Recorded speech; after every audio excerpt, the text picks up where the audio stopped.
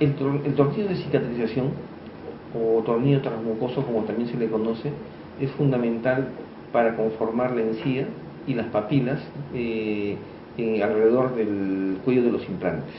En esta oportunidad vamos a tener la oportunidad de conversar sobre este tema, que va a ser muy importante en la práctica clínica. Esta información compartida es cortesía de ONS Odontología, Negocios y Salud.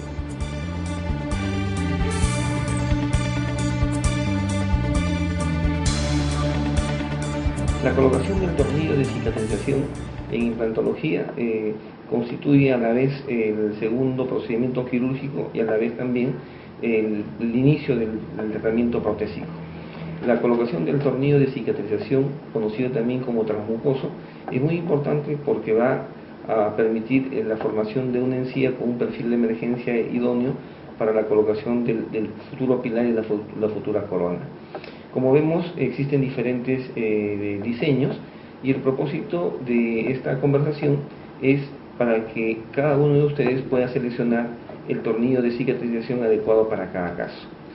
El tornillo de cicatrización, como vemos aquí en la diapositiva, en una relación encía-implante, tiene una inserción, una adherencia, bastante larga, por lo que es necesario la preparación de esa zona de la encía para que posteriormente pueda encajar perfectamente, en este caso, el tornillo, el pilar de nuestra futura corona.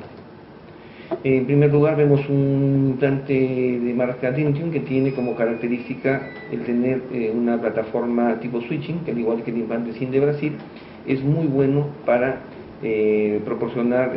permitir mayor volumen de encía alrededor del cuello del implante y por ende menor reabsorción del hueso en los próximos meses.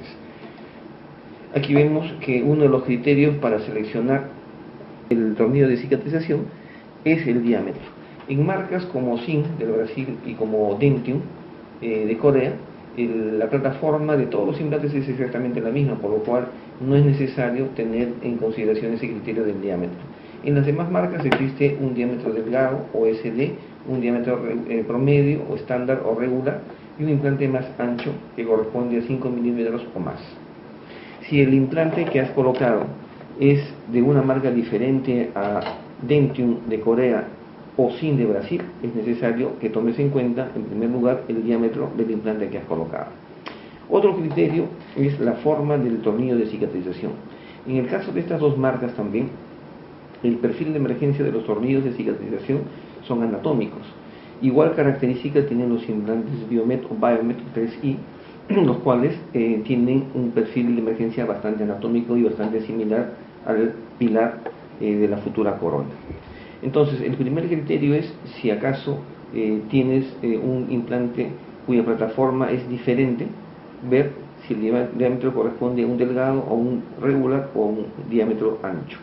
El segundo criterio es si el perfil de emergencia será anatómico o recto, y en el caso de los implantes de plataforma tipo switching, también coinciden estas dos marcas, el SIN de Brasil y el Dentium de Corea, tienen plataforma switching en todos los casos. El tercer criterio para seleccionar el tornillo de cicatrización es el CAF o la altura del hombro del pilar. Para este propósito debes de medir con una sonda la profundidad de la encía o la altura del grosor de la encía, y a esa altura o esa profundidad restarle 1 milímetro. Esa es la altura de tu CAF. Esa es la altura del hombro de tu futura corona, de tu futuro pilar, y por lo tanto el CAF que debes elegir para tu tornillo de cicatrización. Cada marca tiene sus propias características. Aquí vemos, por ejemplo, un tornillo de cicatrización de marca Biomet, donde se ve que es de color azul, como una mnemotecnia para identificar al implante de 4.0.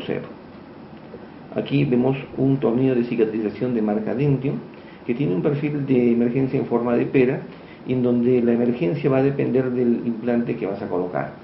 Si tu implante es un incisivo lateral, será de 3.6, si es un incisivo central superior o un canino, será de 4, si es un premolar superior, sea primero o segundo premolar, de 4.5, y si es acaso un molar, será con un perfil de emergencia de 5 o de 5.5 milímetros. Aquí vemos de cerca también el tornillo de cicatrización de Dentium, y dos tipos de pilares que conversaremos en su oportunidad, uno con hombro de terminación y el otro que no tiene hombro de terminación, llamado pilar tipo Mili. Los postes de impresión tienen como característica ser similares pero no iguales al espacio que ocupa el tornillo de cicatrización. Esa es una limitación en cuanto a esto.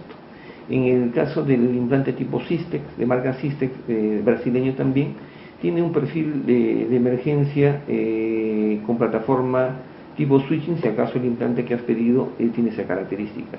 Si tiene una plataforma convencional, entonces sí tendrás que tomar en cuenta los tres criterios, es decir, qué diámetro de implante tienes, qué altura o qué altura de hombro tienes o qué CAF, y también definir el perfil de emergencia, si el tornillo de cicatrización será recto o será anatómico.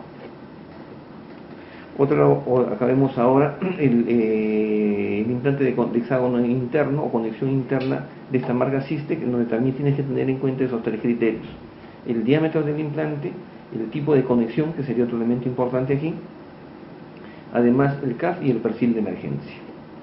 Estos perfiladores óseos se acompañan en algunas marcas como había antiguamente en el Lifecore, y también existe en algunas marcas como Conexado de Brasil, el cual tiene perfiladores para aquellos casos en los cuales el hueso ha cubierto parcialmente la plataforma del implante. Entonces, el tornillo de cicatrización sirve para conformar el tejido gingival alrededor del cuello del implante y permitir pues que la rehabilitación tenga un perfil de emergencia bastante estético, sobre todo en la zona antero-superior. Acá vamos a ver rápidamente algunos casos. En primer lugar, casos que no requieren de tornillo de cicatrización, y es cuando el implante ha quedado sumamente superficial, ¿no? Lo cual, por una parte, es una ventaja para el paciente porque no va a requerir una segunda cirugía, pero de otro lado va a ser muy difícil esconder ese pilar y por lo tanto va a traslucir el pilar a través de la porcelana de la corona. En este caso vemos que los dos implantes, en este caso número 2, los dos implantes, uno de 4.3 y el otro de 3.5, han quedado superficiales y no requieren necesariamente de un tornillo de cicatrización. Y ahora vamos a ver una secuencia de casos en los cuales ya el implante ha quedado sumergido dentro de la encía y por lo tanto sí requiere de tornillo de cicatrización. En estos casos tenemos que tener a la mano una variedad de tornillos de cicatrización, porque en la práctica, cuando el implante está sumergido, no sabemos la profundidad, es decir, la altura del hombro. El tornillo de cicatrización debe sobresalir por lo menos 1 a 2 milímetros por encima de la altura de la encía. Por eso es que tenemos que tener por lo menos 2 o hasta 3 tornillos de cicatrización para cada caso, porque no sabemos exactamente cuál es la profundidad de este tornillo de cicatrización. En este caso número 2 vemos una de las formas de descubrir el tornillo tapa, es hacer una incisión circular alrededor de la tapa del implante, retirar el tapón mucoso y posteriormente o inmediatamente colocar el tornillo de cicatrización.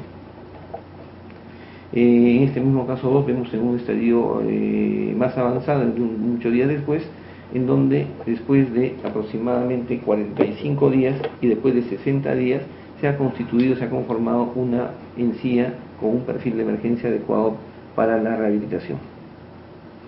En este otro caso, en este caso número 3, en la foto de la izquierda muestra el tornillo tapa del implante sumergido y una etapa posterior en la cual ya se encuentra el tornillo de cicatrización. Y la foto final, la del lado derecho, que muestra la forma como se ha constituido, cómo se ha configurado el perfil de emergencia de la encía para la futura corona. En este otro caso, número 4, se ha colocado un implante y en este caso ha quedado muy superficial, lo cual va a ser muy difícil de ocultar estéticamente. En este otro caso 4 también, a pesar de ello, se ha hecho un recorte de la encía y se ha colocado un tornillo de cicatrización bastante bajo, ¿no? Y en la foto de la derecha observamos el pilar cementado al momento de su instalación. En este caso número 5 estamos observando un paciente de tubo total inferior a quien se le ha colocado 2 implantes en la fotografía de arriba. La fotografía inferior está mostrando el caso con los tornillos de cicatrización y finalmente en el lado derecho vemos el día de la instalación de la sobredentadura sobre una barra colocada sobre estos 2 implantes. En este caso número 6, un caso tratado con el sistema Dentium, el cual se observa en primer lugar las tapas de color verde en la parte superior, y en la parte inferior vemos unas encías bastante voluminosas, con mucha profundidad, que van a favorecer un resultado sumamente estético debido a la forma que tiene el perfil de emergencia de estos dispositivos protésicos en la marca Dentio, ¿no? Y en la fotografía derecha, el día de la instalación de las coronas. En este otro caso, caso número 7, un caso tratado con un implante zinc, vemos en la foto del lado izquierdo el implante sumergido, y en la fotografía derecha el estado final, donde ya no hemos hecho una incisión circular, sino hemos hecho un colgajo pediculado. Este colgajo pediculado se levanta, se despliega para mostrar el tornillo tapa del implante, se retira el tornillo tapa, se coloca el tornillo de cicatrización, y en lugar de recortar la encía, de perder esa encía maravillosa, lo que se hace es enrollarla sobre sí mismo hacia el lado vestibular. Esto va a permitir, como vemos en la siguiente diapositiva, que al cabo de algunos días se produzca un engrosamiento gingival similar al que podemos obtener o al que obtendríamos con un injerto de tejido conectivo. El resultado va a ser mucho más estético. Esto va a garantizar no solamente mayor volumen de encía hacia el lado vestibular, sino también mayor volumen de hueso en ese mismo lado. Entonces, como conclusión, la forma adecuada, donde dice sí, como queda una encía al momento de la instalación del pilar, en donde el tornillo de cicatrización ha cumplido su propósito. Y en el lado derecho se ha producido más bien una queratinización de la parte interna de la encía, lo cual puede significar que haya filtración de comida o filtración de bacterias a través de ese espacio. En conclusión, en estos breves minutos, recordarles los criterios para seleccionar el tornillo de cicatrización. Número 1, el diámetro del implante que has colocado. Número 2, la altura del hombro, del perfil de emergencia del hombro del pilar. Tercer lugar, el tipo de conexión. Y en cuarto lugar, el perfil de emergencia, si en caso se trata de un implante de marca Dentium o de marca Zinc, los cuales son bastante estéticos y bastante prácticos en nuestro medio. Espero que haya sido de utilidad esta información y que en tu práctica clínica sea de utilidad, porque es importantísimo y fundamental que el tornillo de cicatrización sea el adecuado para que los resultados estéticos que quieres lograr en tu paciente sean los más adecuados.